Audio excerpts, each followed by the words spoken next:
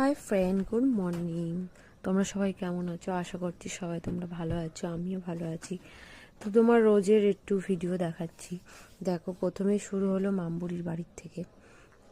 মামবুড়ি ঘুম থেকে উঠেছে, ব্রাশ করছে। ব্রাশ করে ওর ডালিয়া চলে এসেছে।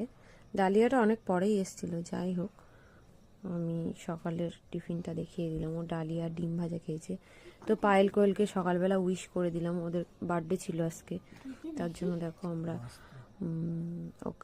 আমরা তিনজনে মিলে ওদেরকে উইশ করলাম। তো আমি জিজ্ঞাসা করছিলাম, পায়েল কোয়েল, তোমাদের মা বাবার কাছে তোমার কি চাওয়ার আছে আজকের দিনে? ওরা বলছিল কিছুই না। মানে ও জানে ওর মা একাই কষ্ট করে, বাবা নেই।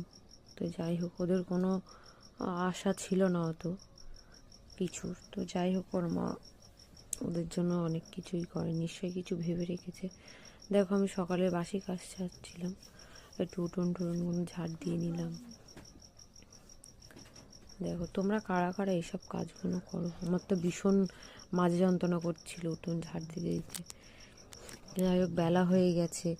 মুরগিগুলোকে খেতে দেবো বলে চেয়ারটা বার করে এনেছিলাম, কারণ দোতলার তিনতলার যে মুরগিগুলো আছে সেগুলো আমি হাত পাবো না, তার জন্য চেয়ার বার করে এনেছিলাম। তো ওদেরকে খেতে দিচ্ছিলাম। পায়েল কোয়েল সন্তমা আমাকে হেল্প করে দিচ্ছিল। দেখো, আশেপাশে আমাদের অনেকগুলোই মুরগির ঘর আছে, দেখতেই পাচ্ছ। দেওয়ার সঙ্গে সঙ্গে খাওয়া শুরু করে দিয়েছে। তো কাজগুলো সেরে নিলাম টুকটুক করে, আস্তে আস্তে পরপর সব কিছু। অনেক জায়গায় মুরগি আছে, দিতে দিতে অনেকটাই সময় লাগে, আমার রাগও হয়। তো কিছু করার নেই, অবেলা জিপ দিতে তো হবেই। দেখো, চেয়ার দিয়ে উপরে উঠে গেছিলাম খেতে দেওয়ার জন্য, কারণ অত দূরে আমি হাত পাই না, তো ওর জন্য। যাই হোক, শীতকালটা তোমাদের সবার কেমন কাটছে জানিও। আমার তো খুবই ভালোই কাটছে। দেখেছো, দেওয়ার সঙ্গে সঙ্গে মুরগিগুলো কেমন খাওয়া শুরু করে দিয়েছে।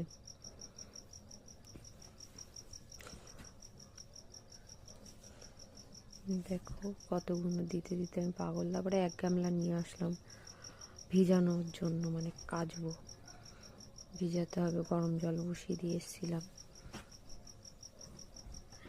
গরম জলটা বসিয়ে দিয়ে বাসনগুলোকে মেজে নিলাম। দেখো,